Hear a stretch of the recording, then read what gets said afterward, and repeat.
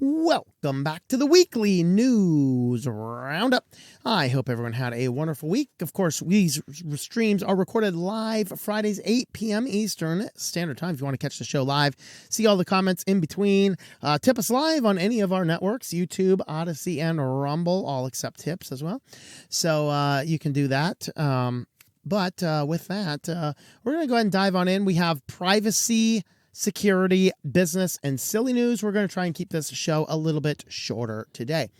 So first up, you know it's a good news week when we're not even to SillyVille and we already have Not to Be. Not to Be reports that British teens joke about poo-pooing an airplane in a private Snapchat message, and within minutes, Spanish jet fighters were intercepting the plane. So just a note, as we've said many times before, I know I get accused sometimes by irrational people who say that I spread fear, uncertainty, and doubt about the regular things people like to use every day. Yeah, none of these big tech companies are private, okay? They can see what's going on. So this is a Snapchat. It's supposed to be Snapchat. You're supposed to send something. It's supposed to disappear into the cloud. Well, these guys are on an airplane, and it's just a private joke conversation. The guy jokes about blowing up the plane and being a member of Taliban, and it didn't go well. Fighter jets intercepted the plane within minutes.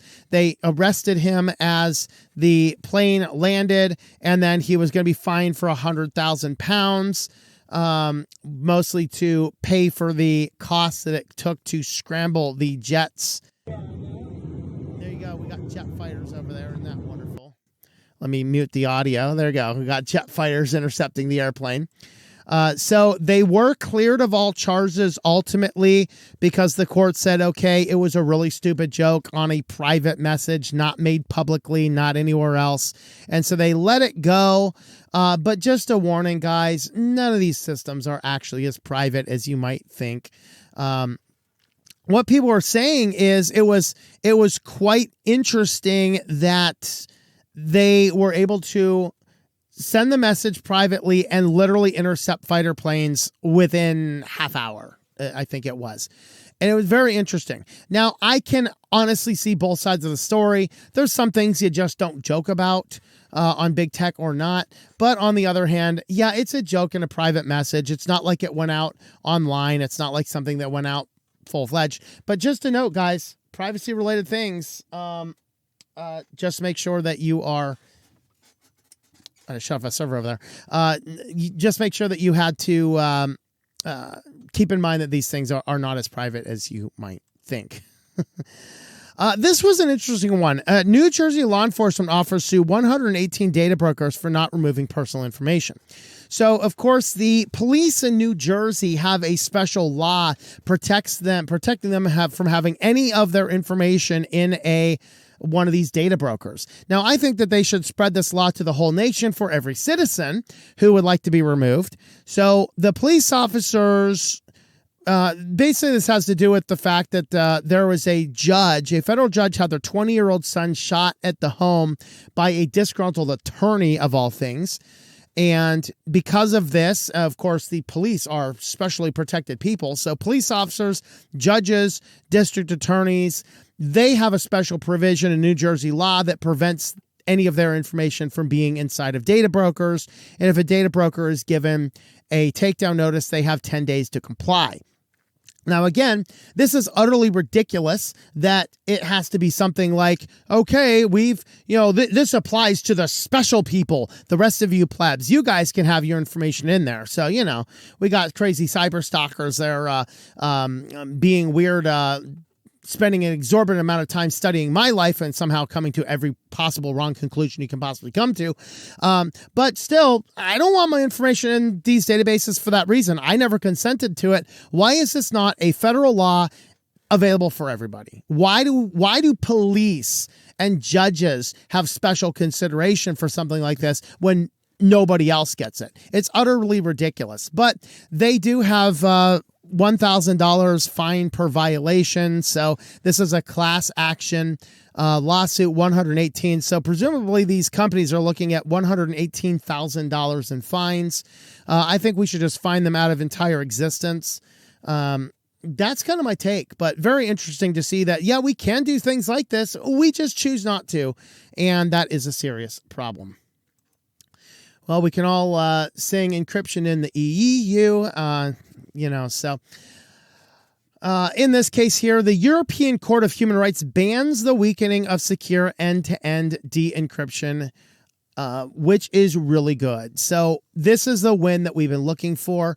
Of course, there's been plans and talks about weakening, putting in backdoors into encrypted messaging apps and things like that.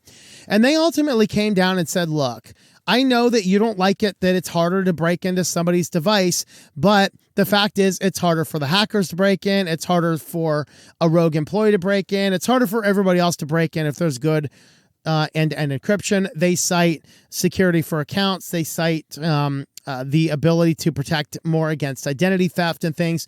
And they said if there is a backdoor for law enforcement, that backdoor can be used for hackers as well.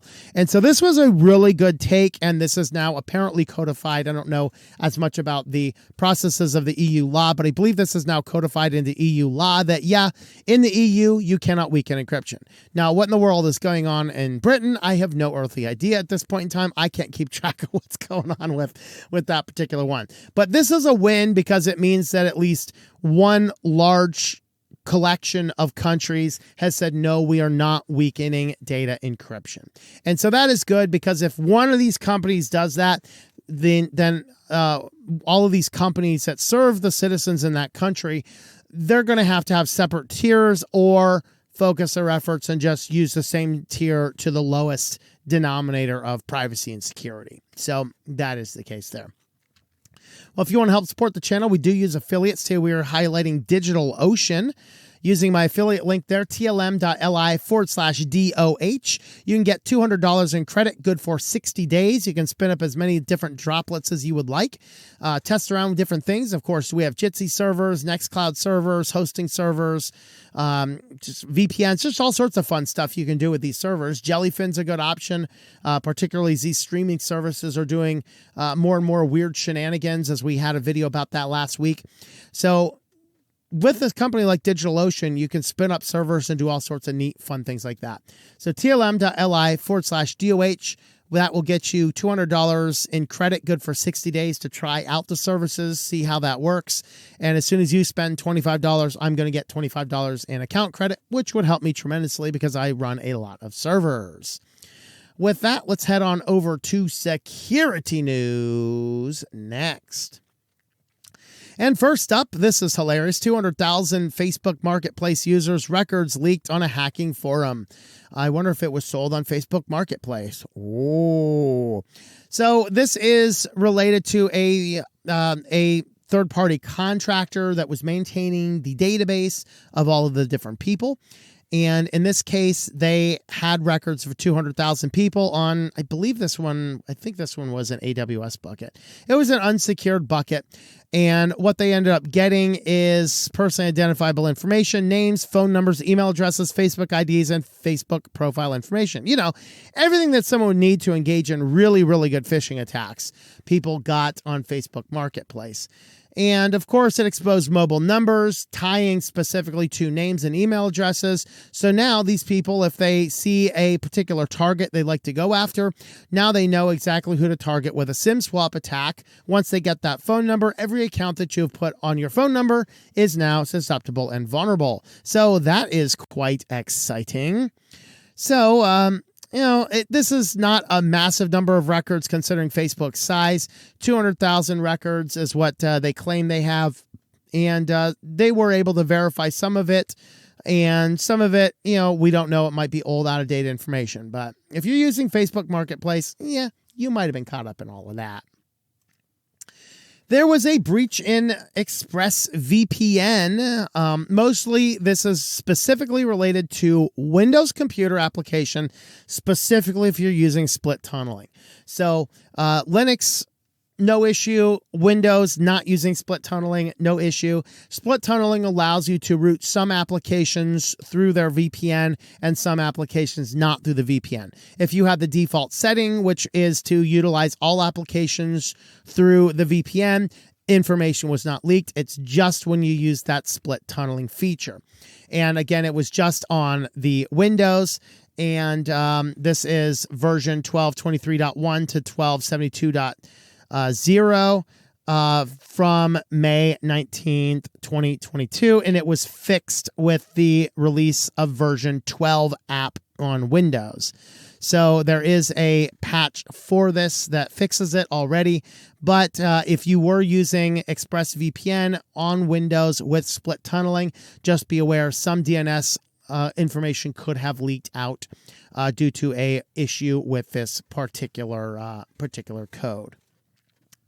And with that, just want to highlight our Patreon page if you want to help support the channel over there. And we have our short stories are posted over there.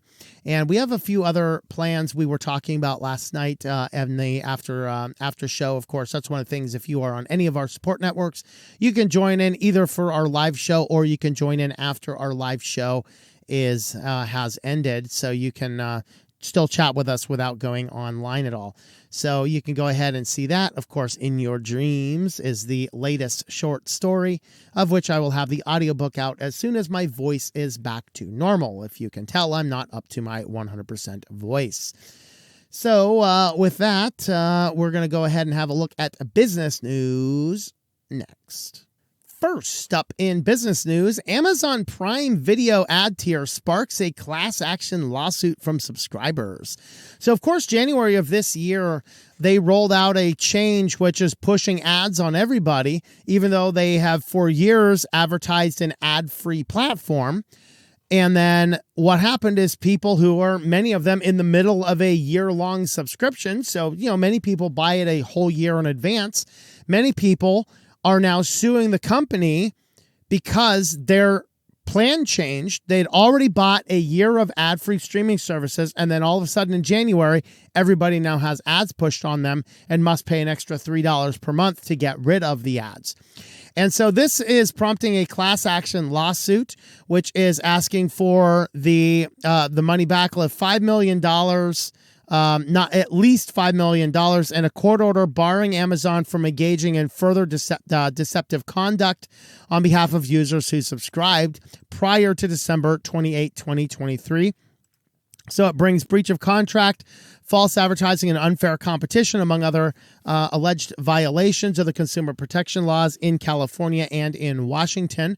And it mostly boils down to the fact that many people have bought it for a year. They have paid for ad-free Amazon Prime, and all of a sudden they changed the service so that people were getting ads on their previously ad-free Amazon Prime.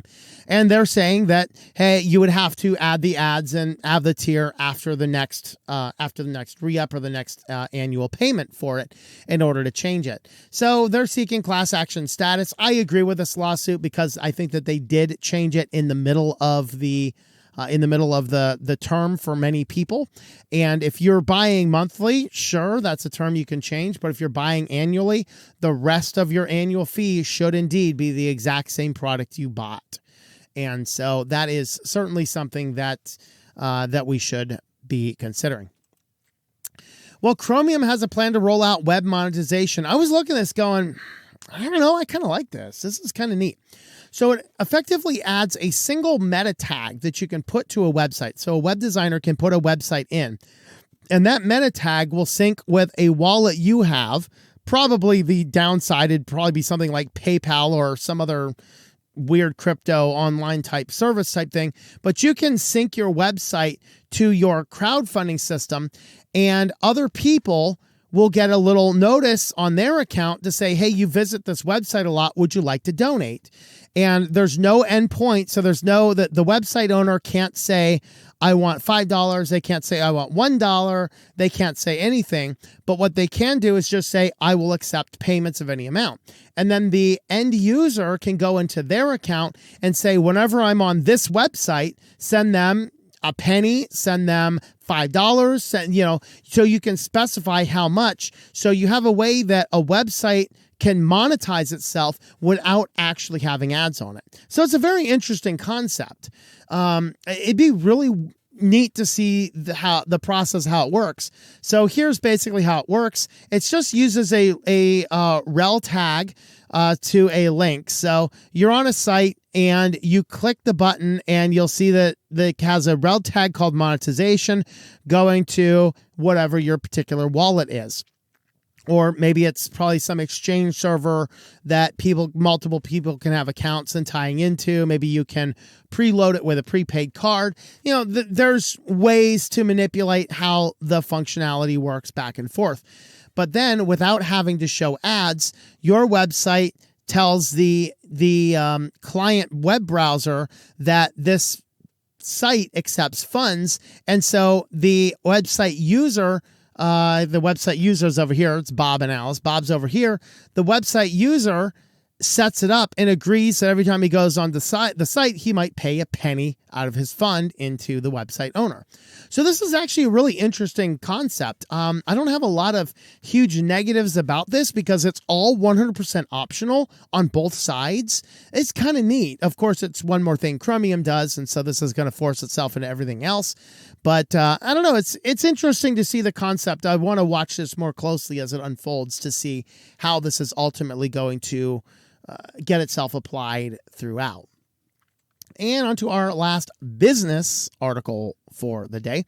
Windows 11 24H2 goes from unsupported to simply unbootable on some older PCs. So any of the computers that came out in the late 2000s, you can't run it. Of course, many people weren't.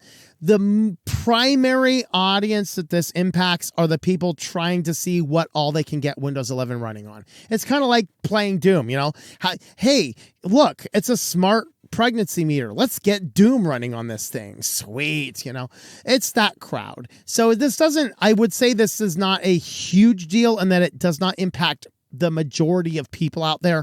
But that being said, it is certainly something to keep in mind that if you're doing this update, it's going to break your system. What it has to do with is this this feature, the pop count, is it population count, I believe. So what this guy is going to do is it is a separate subprocessor that was not put into most mainline processors until around 2007, 2008-ish or so. And so without those particular processes, the system can't work. So somehow the new upgrade to Windows 11 prioritized the processing threads for the pop count. Population count is what it's for. Counts the number of bits in a machine word. And then there's something about this that is going to prioritize the Windows 11 boot system. So if you happen to have a computer that does not support these, then guess what? Your system would not be able to run Windows 11 at all because of a limitation. Even this AMD Ryzen 2000 series of CPUs are newer. I don't even think mine could run Windows 11 at that point. I think I have a Ryzen 5 1600, I think. So if I'm reading that correctly, I'm not a hardware guy, so I'm not 100% sure about that. But it sounds like I may not even put Windows 11 on my streaming PC, which is very fascinating. Not that I have any desires or ambitions to do so. Linux Mint works great for me. But just for you guys that are doing Windows tinkering, here's one more thing for you guys to figure out how to do is get Windows 11 working on that stuff so we can all get all those patches out. Well, if you want to need a website and you want to help support the channel, tlm.li/A2H, my affiliate A2 Hosting. If you want to get a good website hosting company. These guys are doing a pretty good job of that. One of my favorites, and I send a lot of people to them, and everybody I've sent to them so far is very happy. So, of course, the more you pay up front, the cheaper the service is for the longer period of time. Introductory rate of $2.99 per month for your basic services. We have VPS hosting $35 a month or dedicated hosting $79 per month. So not too bad of prices for what they're doing. Of course, I didn't mention the WordPress hosting because I never recommend anybody buy that. I built enough WordPress websites. I don't recommend those hosting platforms. But anything else you're trying to do in websites, this is actually a good option. tlm.li/A2H for that affiliate. And now your favorite place and mine. We only have a couple articles here. This one fits under the category. It's not tech related, but it's just too hilarious. A water slide exploded.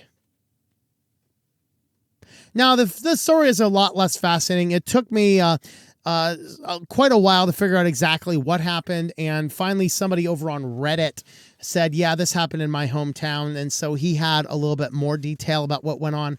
Effectively, they were building the water slide. It was still in the process of being built. And when you're doing a water slide, of course, it's all done with, plastics and things like that. And so effectively what there was a, I guess the process of developing a water slide is extraordinarily flammable.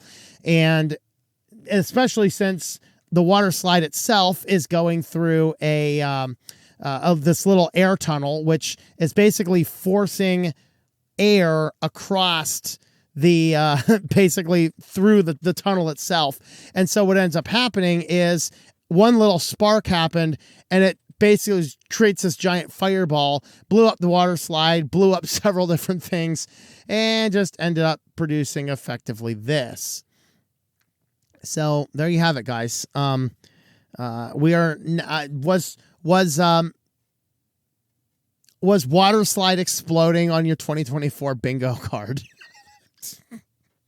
Okay. Fascinating. A lot less fascinating of a story, when it's just still under construction, a lot of flammable materials around the building of a water slide. But it'd be really hilarious if there were actually water going through it and it explodes. That'd be interesting. Well, our Tech SillyVille article, Waymo recalls and updates robo-taxi software after 2 cars crash into the same truck.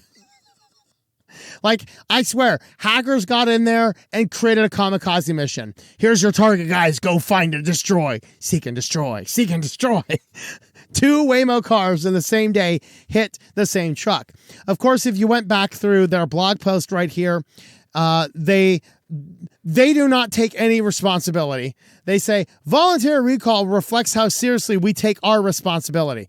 No. If you read their blog post, their whole thing is about how this truck was being towed improperly. So a professional tow truck driver was towing a truck improperly, and somehow that caused 2 of your cars to kamikaze assault the towed truck. Now, I think something else more nefarious is going on behind the scenes. I'm pretty sure something else is going on here, guys. Let me know what you guys think. But that's definitely hilarious to see that. If you want to help support the channel, we do have a subscribe star page, and you can jump on over there, help support the channel. Of course, we did just post up our short story. We'll get the audiobook version of that up as soon as my voice is back to regular. But you can jump on over there and read that, help support the channel over there. Subscribestar.com/switchedtolinux. And with that, guys, thank you for watching, and we will see you all next time.